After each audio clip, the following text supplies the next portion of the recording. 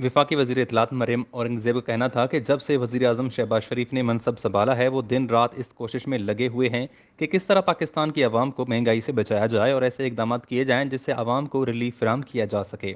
उनका कहना था कि गुज़श्ता 4 साल में जो महंगाई की गई उसके असरात न सिर्फ पाकिस्तान की मीशत बल्कि हर पाकिस्तानी के जेब पर पड़े। इन मसाइल का हल हुकूमत और इत्तेहादियों की अव्वलीन तरजीह है। इजलास का अहवाल बताते हुए उन्होंने कहा कि इजलास में वजीर खजाना ने महंगाई और मुल्क की माशी हालात पर काबीना को ब्रीफिंग दी। तवाने के सेक्टर के हवाले से भी काबीना को ब्रीफिंग दी गई। उन्होंने बताया कि माह रमजान में 10 किलो आटे का थैला 550 के बजाय 400 रुपये कर दिया गया, जिसकी काबीना ने मंजूरी दी है। जबकि चीनी की कीमत भी 80 रुपये से 70 रुपये कर दी गई है। रमजान के महीने में बलूचिस्तान और गिलगित बल्तिस्तान में भी सब्सिडी यकीनी बनाई जाएगी।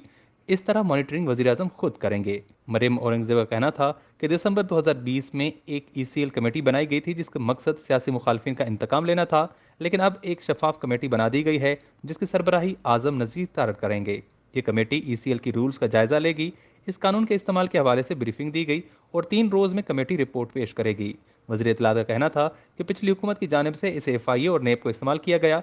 इमरान खान ने शहबाज शरीफ से जाती अनाज की वजह से इदारों को इस्तेमाल किया। मरियम औरंगजेब ने ब्रीफिंग के दौरान बताया कि मोहम्मद ताहिर रॉय को डीजीएफआईए तैनात किया गया है।